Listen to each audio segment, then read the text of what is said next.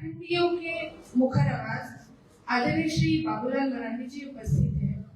उनकी बाईं तरफ पार्टी के प्रदेश उपाध्यक्ष राकेश प्रसाद जी उपस्थित हैं।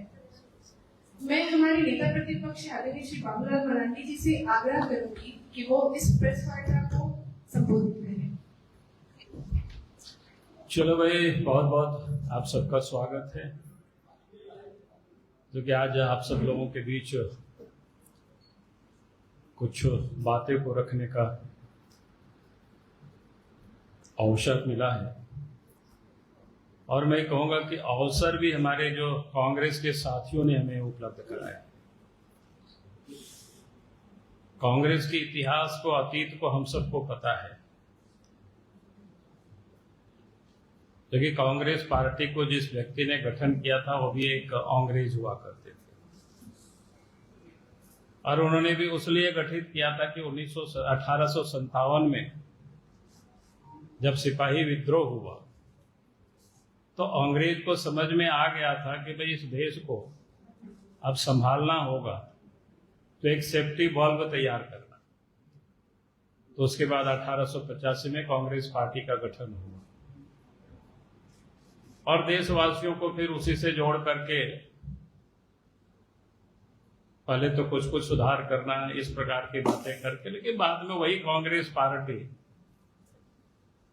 आजादी आंदोलन की, देश की आजादी के लिए भी वो एक पार्टी वो आगे बढ़ी। मैं इसलिए इस बात को कह रहा था कि अंग्रेज ने जो इस देश पर राज किया था, उस समाज को विभाजित करके, समाज को तोड़ करके कैसे लोगों को लड़ाना, भिड़ाना, यह अंग्रेज की फितरत थी। और कांग्रेस पार्टी तो मैं कहता हूं कि उन्हीं का एक मानस पुत्र रहे इसमें से। और इसलिए आप सबको ध्यान में होगा, जब गांधी जी जब स्वतंत्र हुआ तो गांधी जी ने कहा था कि इस कांग्रेस पार्टी को विलय कर देनी चाहिए, मैंने विसर्जित कर देनी चाहिए, विलय हम करेंगे, विसर्जित कर देनी चाहिए। और देश आजाद हुआ है तो आजाद भारत में नए सिरे से पॉलिटिकल पार्टी बनी, क्योंकि उसमें सभी धारा के लोग एक साथ मिल करके देश की स्वतंत्रता के लिए लोग लड़ाई लड़ रहे थे, और जिसकी बुनियादी क्या कहते हैं अंग्रेजों ने डाला था।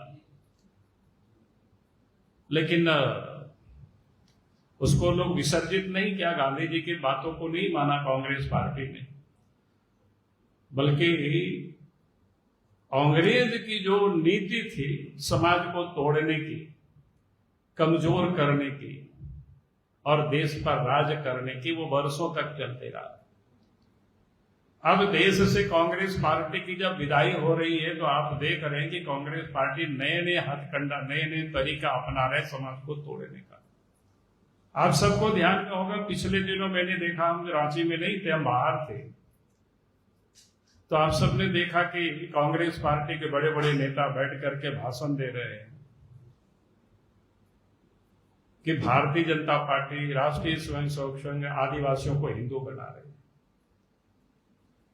मुझे ये देख करके बड़ी अफसोस भी हुआ, और लगा कि इतनी पढ़े लिखे लोग भी इतने नादान हो सकते हैं।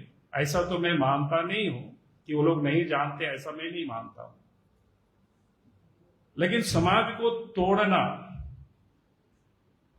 और समाज को तोड़ करके राजनीति करना, कुर्सी प्राप्त करना, इसके लिए लोग इस प्रकार की षड्यंत्र करते।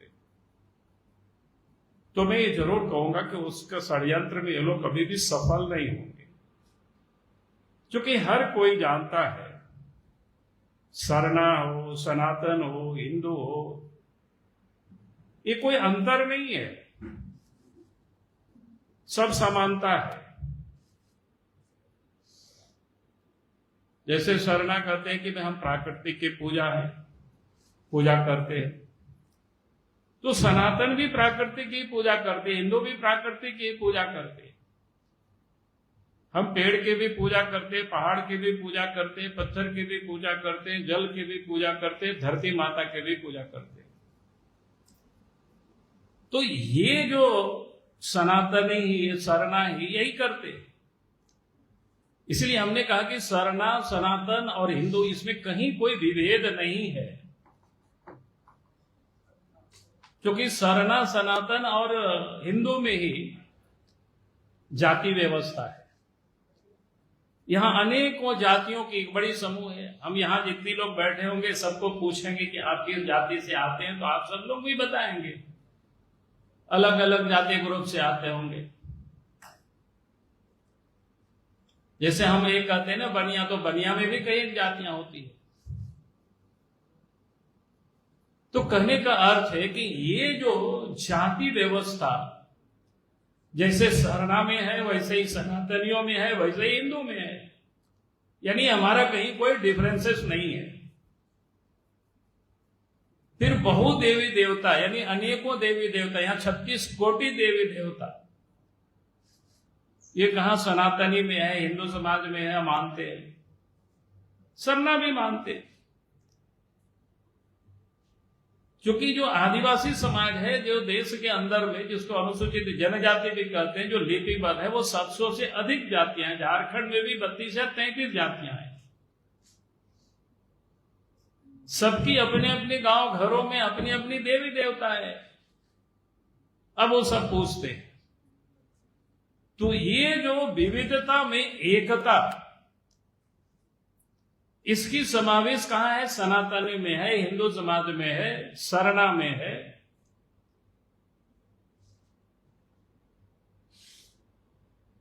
जहां इतनी अधिक समानताएं हैं, और इसके बाद कहते हैं कि भाई ये तो हिंदू बना रहे हैं। हमने कहा कि भाई आप बताओ, हिंदू बनाने का तो कहीं कोई परंपरा ही नहीं है। सनातनियों में हमने तो कहीं देखा नहीं कि अमुक को कोई हिंदू बनाया है। हाँ, क्रिश्चियन लोग बनाते हैं, उनका क्रिश्चियन जन्म से नहीं होता है, जन्म से तो हिंदू ही रहता है, लेकिन उसके बच्चों का भी आप देखते होंगे बपतिस्मा कराते हैं, या उसको सुदृढ़ीकरण बोलते हैं, या फिर जो मुसलमान होते हैं उसको कलमा पढ़ाया जाता है, तब उसको मुसलमान कहा जाता है। तो सरना सनातन हिंदू ये तो पैदाइशी होते हैं, इसके लिए कोई संस्कार नहीं होता है कि हिंदू बनने के लिए। हाँ, हिंदू में जो जाति होते हैं उसकी संस्कार होता है। जैसे कोई ब्राह्मण होते हैं तो जनेऊ संस्कार होते हैं। हमारे जैसे संथाल भी होते हैं तो शादी के पहले क्या बोलते हैं, बचपन में ही उसको हम लोग छठियारी बोलते हैं। उन्हें नामांकन की नहीं, उसके बाद की बात मैं बता रहा हूं। तो कहने का मतलब, जब उनको जाति व्यवस्था में ये करता है तो वहां उसको संस्कारित करता है। तो उस दिन से वो कहा जाता है कि नहीं, बोनाफाइड उस जाति में से या उस वर्ग में से आ जाते हैं। तो ये कांग्रेस पार्टी के लोग किस प्रकार से समाज में विभेद पैदा करते हैं। हम तो कहेंगे कि कांग्रेस पार्टी को या सरकार में जो बैठे हुए लोग हैं, अगर वास्तव में सरना समाज की हितैषी है, आदिवासियों के हितैषी है, तो आप याद करिए भारत की पार्लियामेंट ने 1996 में पेशा एक्ट लागू किया। अभी उन्होंने नियमावली बनाया। उस नियमावली में, कानून में क्या है मूल, जब उस कानून को देखेंगे, यानी रूढ़िगत धार्मिक जो प्रथा है, परंपरा को मानने वाले, उसको ही उन्होंने हटा दिया है। यानी जानबूझ करके अगर कोई आदिवासी अगर अपने मूल प्रैक्टिस को छोड़ दिया है, परंपरा को छोड़ दिया है, रूढ़िगत व्यवस्था को छोड़ दिया है, और इसके बाद भी वो गांव के प्रधान बने रहेंगे, अर्थात ये जो आदिवासियों की हक था, अधिकार था, उसको भी छीनने का बड़ा षड्यंत्र तरीके से उस नियमावली को बनाया गया।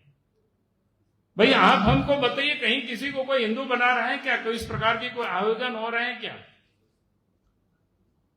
तो भाई जहां उनको बपतिस्मा करके आदिवासियों को क्रिश्चियन बनाया जाता है, कलमा पढ़ा करके किसी को मुसलमान बनाया जाता है, उसके बारे में तो कोई कांग्रेस के नेता, जेएमएम के नेता कुछ बोलते ही नहीं है।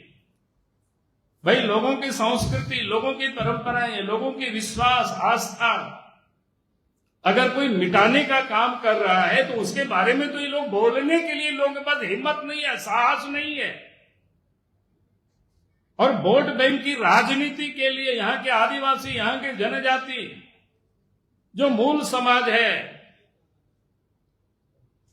उनको कैसे समाज से अलग किया जाए, कैसे उनको उनके अंदर में अलगाव की भावना को पैदा किया जाए, उसकी ये षड्यंत्र कर रहे, लेकिन वो लोग सफल नहीं होंगे। तो इसलिए मुझे लगा कि आज आप सब लोगों से मैं बात करूं कि भाई जिस प्रकार से झारखंड में ये लोग षड्यंत्र कर रहे हैं तो वो लोग सफल नहीं होंगे। हम तो कहते हैं कि सरकार को है कि जितनी भी जो जनजातियों की जो पूजा स्थल है, उनका जो आस्था का केंद्र है, उसको सुरक्षित करे, उसको संरक्षित करे, उसको विकसित करे, उसके लिए सरकार पैसा लगावे। आज जगह जगह पर आप देखेंगे सरना की जमीन, मसना की जमीन, हड़गड़ी है, जो भी होता है, पहनाई जमीन, सब बर्बाद हो रहा है, माफियाओं के चंगुल में जा रहे हैं। उस सबको बचा करके उसको संरक्षित करे, उसको सुरक्षित करे, तभी तो उनकी संस्कृति बचेगी, तभी तो वो सारे लोग बचेंगे। तो कहने का अर्थ है कि ये जो सत्ता में बैठे हुए कांग्रेस और जेएमएम के लोग हैं, समाज को सिर्फ बांटने का काम कर रहे, समाज को तोड़ने का काम कर रहे हैं। लेकिन ये लोग सफल नहीं होंगे, इन लोगों को सफल होने नहीं देंगे। इस झारखंड प्रदेश में यहाँ के समाज, यहाँ के लोग इस बात को अच्छी तरह जानता है। वे आज उन लोगों को कौन बदल रहा है? आज आप देखते होंगे बाकी लोग अगर वो अपने संस्कार को बदल देते हैं तो आप देखते होंगे कि नाम वही भी बदल जाता है, उनके पूर्वज भी बदल जाते हैं। उस पर तो ये लोग कुछ बोलते नहीं है, ना कांग्रेस पार्टी बोलती, ना जेएमएम बोलते, और ये अपने को आदिवासी के हितैषी कहते हैं। तो इसीलिए इस प्रकार की जो नीतियां हैं वो बहुत दिनों तक चलेगी नहीं, बहुत दिनों तक ये लोग चलाते रहे इस प्रकार की नीतियों को, समाज को बांट बांट करके राज करो। लेकिन अब ये चलने वाला नहीं, अब वो दिन लाद चुका है, अब समाज जाग रहा है, समाज उठ रहा है, समाज की अपनी मूल पहचान है, उसको लोग पहचान रहे हैं उसको। और जब भी सरकार बनी, झारखंड में जब अलग राज्य बना, उसी समय से हमने तो हम ही शुरू करवाए थे जाहिर खान को घेरने की, मांझी थान बनवाने के। उसी समय से जब रघुवर दास जी मुख्यमंत्री थे, उन्होंने भी आगे उसको बढ़ाया।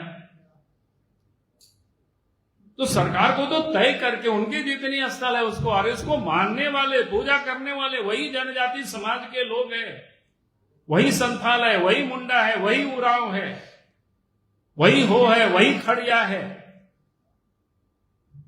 लेकिन ये भी ये लोग नहीं बोल सकते, क्योंकि इन लोगों को तो फूट डाल करके राज करना है। तो इसलिए मुझे लगा कि चूंकि कांग्रेस पार्टी के नेताओं ने प्रेस कॉन्फ्रेंस करके समाज को बांटने का जो दुस्साहस किया, तो मुझे लगा कि हमें भी बताना चाहिए। और मैं इसलिए आज आप सब लोगों के साथ मुखातिब हुआ और मैंने अपनी बातों को रखा। बहुत बहुत धन्यवाद। 4-5 प्रश्न है, एकदम इत्मीनान से जवाब दीजिएगा। आपके दाहिने ओर बैठी हुई मुसलमान है, बाएं ओर बैठे हुए हिंदू है।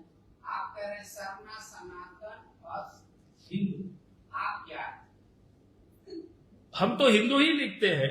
मैंने कहा अगर सरना भी कोई लिखते हैं तो हम उसको कोई डिफरेंस नहीं मानते यार, हम तो वही बात बता रहे हैं। मैं अगर किसी को कोई अपना लिख रहा है कोड सरना, तो लिखे, कोई दिक्कत, क्या दिक्कत है उसमें से? दूसरी बात, राहुल जी कह रहे हैं, राहुल गांधी जी, कि आपकी बुनियाद और आपकी ऊंचाई तो पार्टी के शुरू हुई, आप अंग्रेज से उनकी तुलना कर रहे हैं। बोल रहे पहले हिंदू को मुसलमान से बांटा, अब कह रहे हैं कि कन्वर्टेड आदिवासी, नॉन कन्वर्टेड आदिवासी। बोल रहे हैं आज दिल्ली में लोग जान कर रहे हैं, लिस्टिंग का मांग कर रहे हैं। बोल रहे हैं बात में कोई लोग गोत्र बांटेगा कि हम सोरेन, हम मराठी, हम मुर्मू, बोला संथाल में भी लोग गोत्र बांटेंगे। ऐसा आरोप बांटने का आप पे लग रहा है? नहीं, मैं तो कहूंगा, इसलिए मैं कह रहा था कि ये जो व्यवस्था है सनातन सरना हिंदू समाज में ही है। जैसे हम संथाल हैं तो संथाल के अंदर में भी जो गोत्र है, कोई मरडी है, कोई मुर्मू है, कोई टुड्डू है। जैसे आप भी पांडे जी ब्राह्मण है, तो ब्राह्मण में भी कौन कौन ब्राह्मण है पता नहीं। कोई बोलता है सकल दीपी है, कोई बोलता है कनपूज है, कौन क्या क्या बोलता है, उतना तो मैं जानता नहीं हूं। कहने का मतलब इस प्रकार की जो व्यवस्था है वो सरना सनातन हिंदू समाज में ही है। इस प्रकार की व्यवस्था इसलिए ये तो अनादि काल से हमारे पुरखों ने कब से व्यवस्था बना रखी हमें भी नहीं पता है। तो इसलिए राहुल गांधी तो आज पैदा हुए भाई, इसलिए उनको नहीं पता होगा। कांग्रेस के लोगों को थोड़ा पता करना चाहिए।